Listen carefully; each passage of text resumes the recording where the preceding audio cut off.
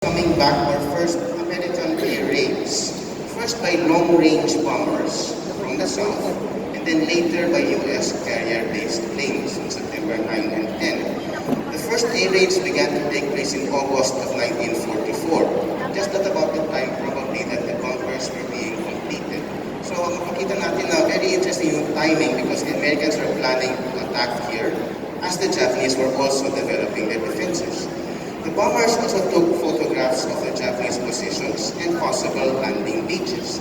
And the guerrilla operations here were strengthened and reported on what the Japanese were doing. On the upper half, you see one of the American bombers that was bombing Mindanao then. This was a long-range plane dropping about 10,000 pounds of bombs. It was coming down from the island of Morotai in Indonesia. On the right side, bottom right, is an American aircraft carrier fighter which began bombing here in September of 1944. And they reported very quickly what they found. This is a photograph of Huayan Airfield taken by one of those big bombers, the B-24.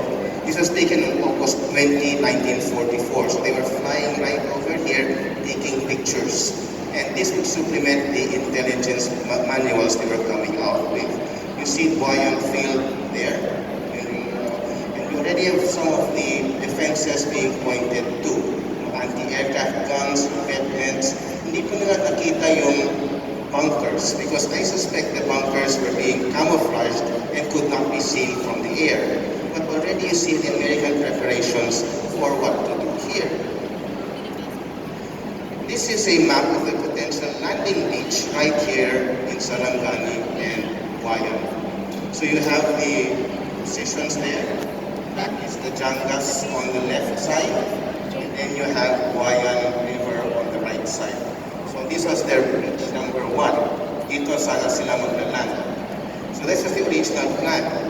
And when the American planes began bombing, they attacked Japanese ships in the Sarangani Bay area. So this is one Japanese ship that has been hit in Sarangani Bay. This is dated September 9, 1944, the first aircraft attacked by carrier planes. Now the guerrillas were very active here, and this is one story that we can build up on. This area belonged to the 116th Infantry Regiment. It was commanded by an American by the name of Herbert Page. But up to the north, in the northern part, we had Salipada, Penda, and others. What the guerrillas had was a lookout position in land and in Sarangani Island. So they were watching all the ships coming in and out, and we still have the reports of those intelligence missions. Now the irony is when the Americans began bombing Visayas and Mindanao, napansin nila na mahina pala yung mga Hapon. They had overestimated the Japanese strength. And when that was reported, nagkukonti pala yung aeroplano nila, MacArthur decided to scrap the Sarangani operation and move to Leyte instead. So they advanced the calendar, canceled the Sarangani operation, and landed in Leyte on October 20 instead. So that's why we have the picture that would have happened here if the plans carried out originally. I shall return in Jensen. Leyte would become the center of attention at that time.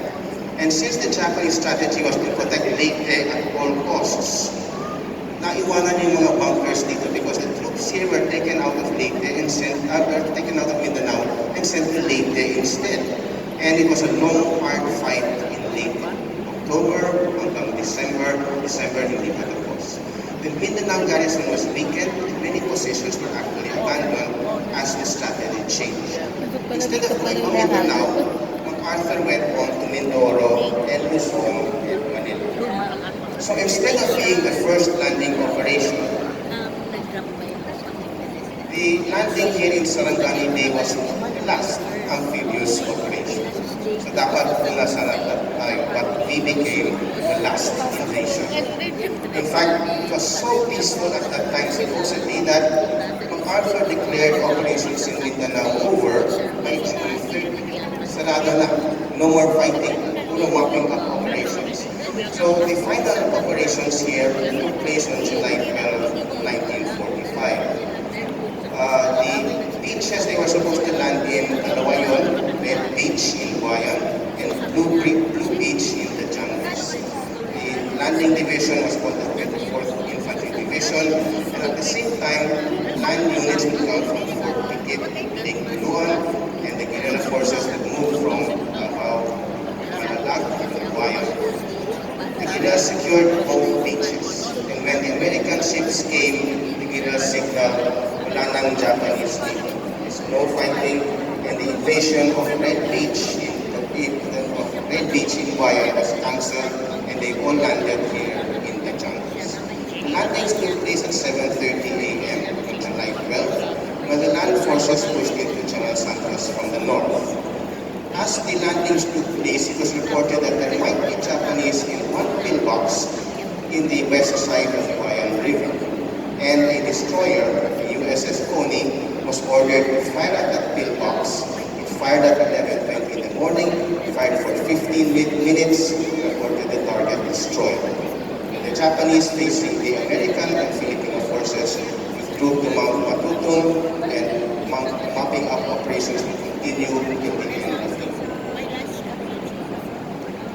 This map on the left shows the movement of the forces from the northwestern part of Mindanao and from Davao Oriental, and then on the south we have the landing in the Jungles, the landing in General Santos. Hindi kita yung destroyer actually, but the other picture on the right is supposed to show the USS Coney, which fired the shots at a only bomber